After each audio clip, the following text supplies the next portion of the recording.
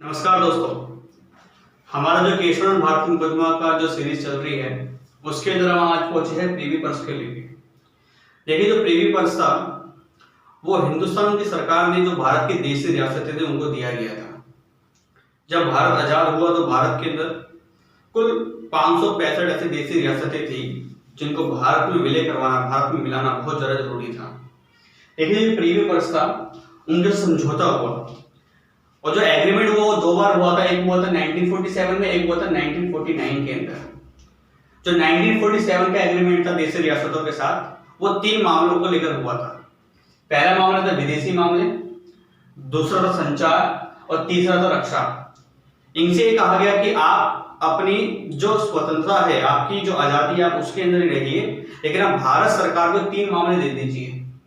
तो अधिकतर देशी रियासतों ने तीनों मामले भारत सरकार को दे दिए थे। उसके बाद जब भारत का लगभग संविधान लागू होने ही वाला था, संविधान उनके रेडी हो चुका था 1949 के अंदर, अब इनसे कहा गया कि आप संपूर्ण तरीके से भारत के अंदर विलय हो जाइए, क्योंकि आपके पास अब दूसरा कोई चांस बचा नहीं है। तो 2 प्रकार से इनके इस प्रकार के विलय किए गए थे, 1947 में और 1949 में।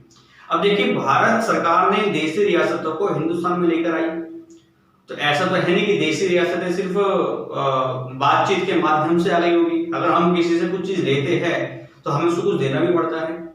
तो भारत सरकार ने इनसे 3 मामले लिए, विदेशी मामले, संचार और रक्षा, और 49 के अंदर संपूर्ण रूप से उनको विलय करवा लिया। तो भारत सरकार ने इनको सामने से प्रीवी पर्स नामक एक चीज दी। ये प्रीवी पर्स था क्या? तो प्रीवी पर्स था कि भारत के देशी रियासतों को कुछ विशेष अधिकार दिए गए।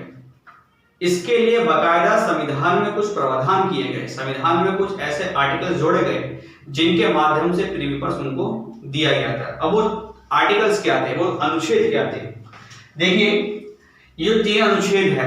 पहला 291, दूसरा 362 और तीसरा 366 का 22 पार्ट। देखिए, जो तीनों ही आर्टिकल थे इसके अंदर प्रीवी पर्स को विशेष अधिकार दिए गए थे। 291 क्या कहता है कि जो राजा महाराजा है, देशी रियासतें है, वो टैक्स फ्री है, उनको किसी प्रकार का टैक्स देना नहीं है, जो कि 291 कहता था।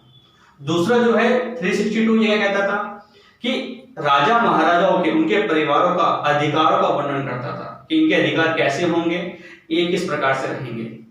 और जो 366 था 366 का 22वां भाग, ये क्या कहता था कि राजा कौन है, इनकी परिभाषा देता था कि राजा हम किसको कहेंगे, किसको हम प्रीवी पर्स के अंदर रखेंगे।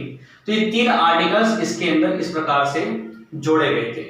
अब जो इंदिरा गांधी थी, इंदिरा गांधी ये चाहती थी कि जो प्रीवी पर्स है उसको समाप्त किया जाए, क्योंकि कहीं ना कहीं ये प्रीवी पर्स देश के जो गरीब है, जो मजदूर है, जो किसान है, इनके हक को खाता था। क्योंकि राजा महाराजाओं तो पहले से अमीर थे और सरकार इनको सामने से और ज्यादा सुविधाएं दे रही है, इनसे टैक्स इनको फ्री कर रखा है, इनको विशेष अधिकार दे रखे हैं। तो जो पैसा देश के जनता के विकास में लगना चाहिए था, वो पैसा इनके राजपाट में जा रहा था, इनकी सुविधाओं में जा रहा था, देश का बड़ा पैसा। तो इंदिरा गांधी ने सोचा कि ऐसा नहीं होना चाहिए। इसलिए इंदिरा गांधी ने क्या किया, 1970 में संविधान संशोधन करने का एक काम किया, क्योंकि ये प्रीवी पर्स था, ये संविधान में लिखे गए थे 3 आर्टिकल्स के द्वारा, और यदि हमको प्रीवी पर्स को हटाना है तो हमको संविधान में कुछ ना कुछ संशोधन करना पड़ेगा। इसलिए इंदिरा गांधी ने 1970 के अंदर संविधान संशोधन किया। इस संशोधन के अंदर इंदिरा गांधी लोकसभा से तो प्रीवी पर्स को समाप्त करने का बिल पास कर गई, लेकिन समस्या आई राज्यसभा के अंदर। राज्यसभा के अंदर बिल को पास करने के लिए 150 वोट चाहिए थे, बहुमत चाहिए था, लेकिन राज्यसभा के अंदर 75 प्रीवी पर्स के विपक्ष के अंदर मत पड़े और 149 उसके पक्ष के अंदर पड़े। मतलब कि क्या, सिर्फ 1 वोट से इंदिरा गांधी यहां पर ये जो बिल था, ये जो प्रीवी पर्स का बिल पास करवाना था, वो हार गई यहां पर।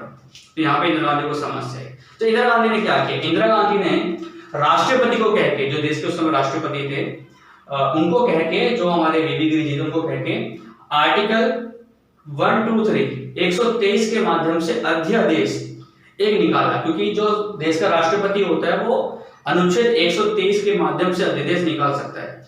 इसके माध्यम से इंदिरा गांधी ने प्रीवी पर्स के बिल को पास करवा दिया और ये जो उनके विशेष उनको अधिकार दिए गए थे इनको समाप्त कर दिया।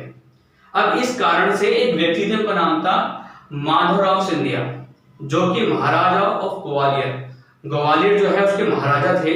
ये चले गए सुप्रीम कोर्ट कि किस अधिकार से, किस हक से, किस तरीके से इंदिरा गांधी ने ये जो प्रिवी पर्स है इसको समाप्त कर दिया। अब सुप्रीम कोर्ट के अंदर ये केस गया, सुप्रीम कोर्ट ने पूरी जांच पड़ताल करी, पूरी चर्चा करी, पूरा वहां पे सुनवाई हुई और सुप्रीम कोर्ट ने यही यहां पर कहा कि इंदिरा गांधी इस प्रकार की किसी भी प्रकार के अध्यादेश से प्रिवी पर्स को समाप्त कर सकती नहीं है।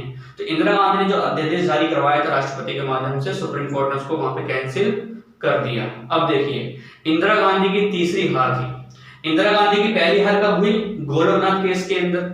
दूसरी हार कब हुई? बैंक जो नेशनलाइजेशन किया था, बैंकों का राष्ट्रीयकरण किया था उसको लेके। और तीसरी हार क्या हुई? प्रिवी पर्स को लेके।